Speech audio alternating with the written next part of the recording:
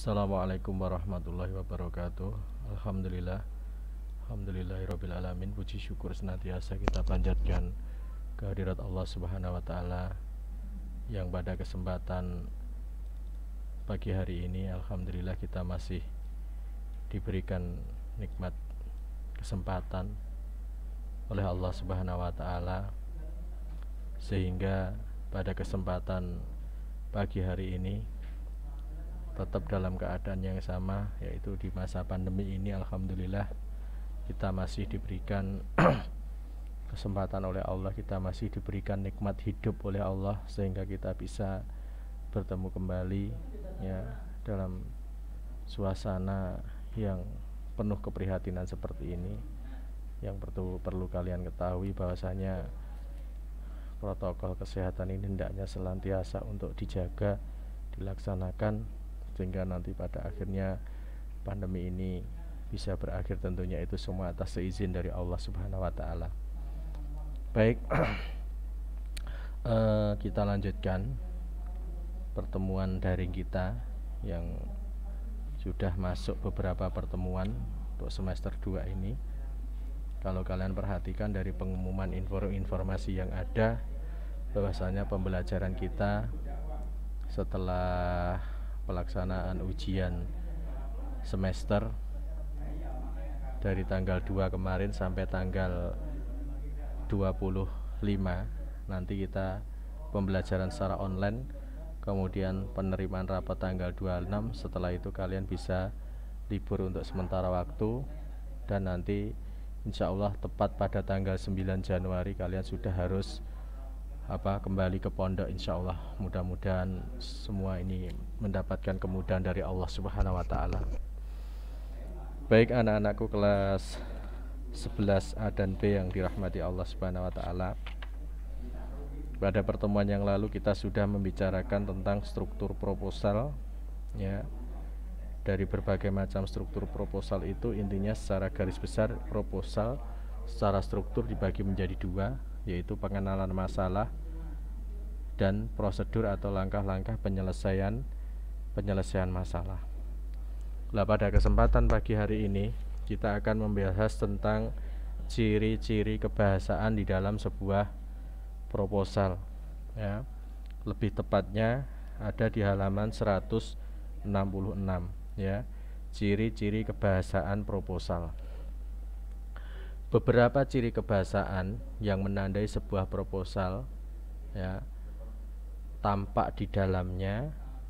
Di dalam contoh proposal yang ada di buku kalian ya, di halaman 166 itu terdapat pernyataan-pernyataan yang bersifat argumentatif ya.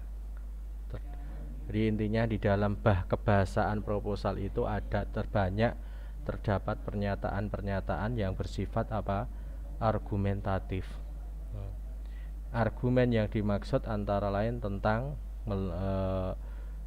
mengaca pada contoh yang ada, yaitu tentang rendahnya penguasaan membaca dan menulis anak Indonesia.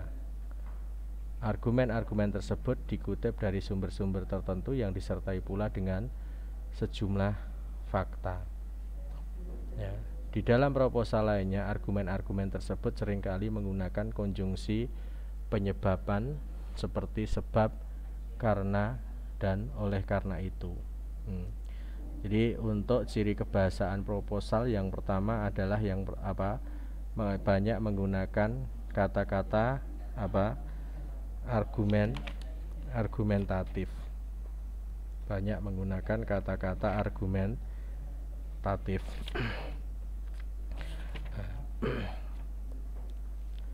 Kata argumentatif atau pernyataan-pernyataan argumentatif itu maksudnya adalah argumentatif itu atau artinya kalau kita lihat di dalam Kamus Besar Bahasa Indonesia, argumentatif itu artinya memiliki atau mengandung alasan yang dapat dipakai sebagai bukti ya. Memiliki atau mengandung alasan yang dapat dipakai sebagai bukti, alasan yang kuat serta meyakinkan, itu argumentatif. Pernyataan argumen-argumen itu seringkali menggunakan konjungsi penyebaban, sebab, karena, oleh karena itu, dan lain sebagainya. Nah, selain pernyataan-pernyataan argumentatif, di dalamnya juga terdapat pernyataan-pernyataan yang bersifat persuasif. Tadi ada pernyataan argumentatif, kemudian yang selanjutnya ada pernyataan-pernyataan yang bersifat apa? Persuasif. Persuasif itu artinya kalau kita lihat di dalam kamus, yaitu bersifat membujuk secara halus. Jadi pernyataan persuasif itu adalah pernyataan yang bersifat membujuk secara halus, supaya pembaca ketika membaca pernyataan persuasif itu, pembaca yakin dengan apa yang disampaikan oleh si pembaca atau penulis tersebut. Ya, itu namanya pernyataan persuasif. Hal ini dimaksudkan, pernyataan-pernyataan yang bersifat persuasif itu dimaksudkan untuk menggugah penerima proposal untuk menerima pengajuan tersebut. Contohnya ini ya, ada. Kalian bisa membaca sendiri di dalam contoh yang ada. Nah, Pak Eko, nanti kalau sudah kalian baca sendiri ini, kemudian bawahnya pernyataan-pernyataan persuasif di dalam cuplikan tersebut ditandai penggunaan kata perlu. Kata-kata persuasif lainnya, ya, lainnya yang semakna antara lain hendaknya, sebaiknya, dan lain sebagainya. Ya, perlu, hendaknya, sebaiknya itu merupakan kata-kata persuasif. Fitur-fitur kebahasaan lainnya yang menjadi penanda proposal adalah yang pertama, ya, tadi selain menggunakan kata-kata yang argumentatif, pernyataan-pernyataan yang argumentatif, kemudian yang kedua pernyataan-pernyataan yang persuasif. Kemudian hal lainnya yang pertama adalah banyak menggunakan istilah ilmiah, baik berkenaan dengan kegiatan itu sendiri maupun tentang istilah-istilah yang berkaitan dengan bidang keilmuannya. Nah, itu istilah ilmiah, istilah atau kata teknis.